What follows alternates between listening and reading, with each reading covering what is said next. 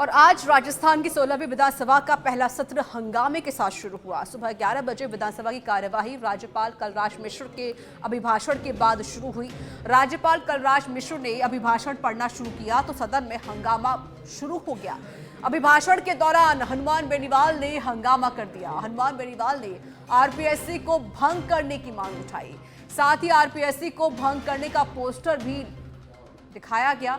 हंगामे के बीच राज्यपाल अभिभाषण पढ़ते रहे। वहीं राजस्थान विधानसभा सत्र में आज नवनिर्वाचित 3 विधायकों ने शपथ भी ग्रहण की।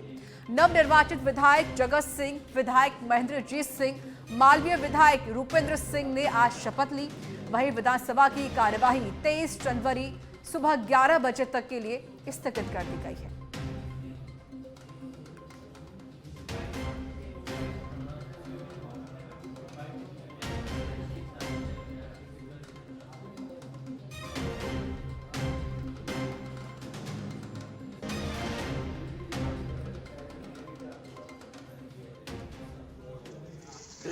अंत्योदय और प्रण अंत्योदय को साकार करेगी।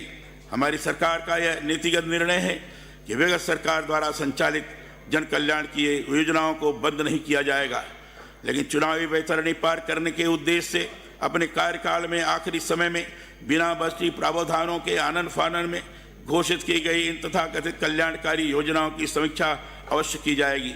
विशेषज्ञों द्वारा गहन छानबीन के उपरांत ही इन कथित कल्याणकारी योजनाओं को समुचित वित्तीय आधार देकर ठोस एवं व्यावहारिक नए रूप में जमीनी धरातल पर लागू करने का काम किया जाएगा।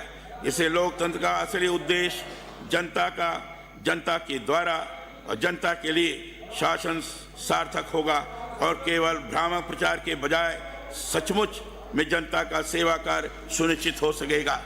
माननीय सदस्यगण, विगत सरकार की विवेकपूर्ण नीतियों, अदूरदर्शी निर्णयों तथा आर्थिक कुप्रबंधन ने बीते 5 वर्षों में राजस्थान को आर्थिक आपातकाल की ओर अग्रसर किया है, जिसके फलस्वरूप राजस्थान पुनः बीमारू और सबसे ज्यादा कर्जदार राज्य की श्रेणी में आ गया है। अंत्योदय और प्रण अंत्योदय को साकार करेगी।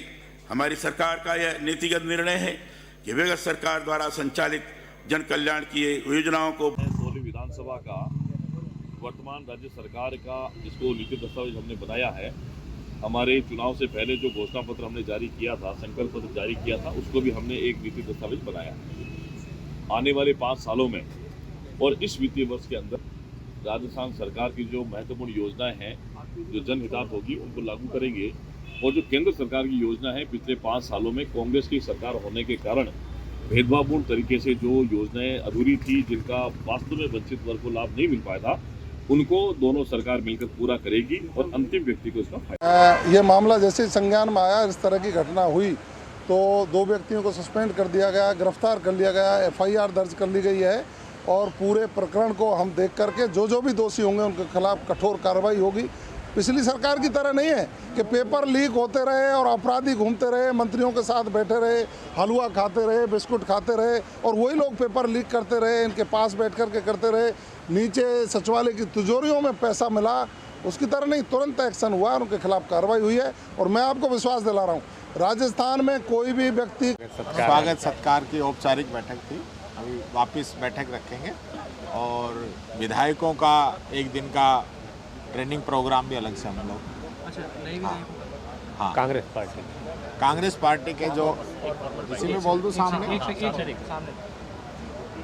आज विधायक दल की बैठक हुई है, जिसमें सभी लोगों ने शिरकत की और ये तय किया गया है कि बहुत ही जल्दी कांग्रेस पार्टी के जो विधायक हैं उनको विधानसभा के कार्य संचालन के लिए पूरी ट्रेनिंग दी जाएगी और उनको हर चीज़ से अवगत कराया जाएगा कि किस किस प्रकार से क्वेश्चन लगा सकते हैं, 295 लगा सकते हैं, पर्ची शुरू हो रही है, कट मोशन हो रहे हैं। ये सारी चीज़ें हैं जिनके बारे में उनको बताया जाएगा और सभी सदस्यों को ये भी कहा गया। यही राज्यपाल जी पिछला अभिभाषण पढ़ लीजिए।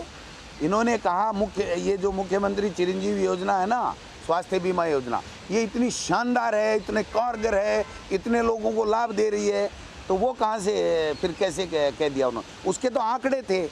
आज जिस प्रकार से भ्रष्टाचारी सारी योजनाओं में भ्रष्टाचार बता दिया, उनके पास कोई आंकड़े मौजूद थोड़ी थे।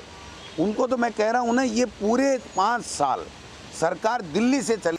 साथ ऐसा है, उस समय लोगों की राय थी, मुझे दिल्ली जाने का शौक नहीं था कि हमारे वहाँ पे जो ठग लंबे समय से शांति बढ़ते आ रहे थे, 2-3 परिवार लगातार नागौर को गुमराह कर रहे थे राजस्थानी रात, उनको हराना था। लोगों की इच्छा थी बीजेपी में गठबंधन करो, तो कांग्रेस पार्टी भी तैयार थी गठबंधन करो।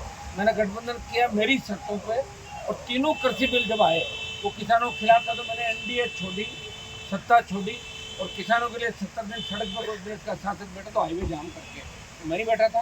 और अग्निपथ का भी विरोध किया, चाहे पहलवान का मामला हो, प्रदेश के अंदर जितने भी बेरोजगारी, भ्रष्टाचार, प्रदेश के जो भ्रष्टाचार के मामले, दलित अत्याचारों के मामले, तो पेपर लीची घटना, उन सबको लोकसभा तक में लेके गया था। इंडिया गठबंधन में शामिल हो गए इसमें? देखिए, अभी कोई हमने तय नहीं किया। एक बार चुनाव के बाद पूरी आरएलपी पार्टी की हम एक मीटिंग करेंगे।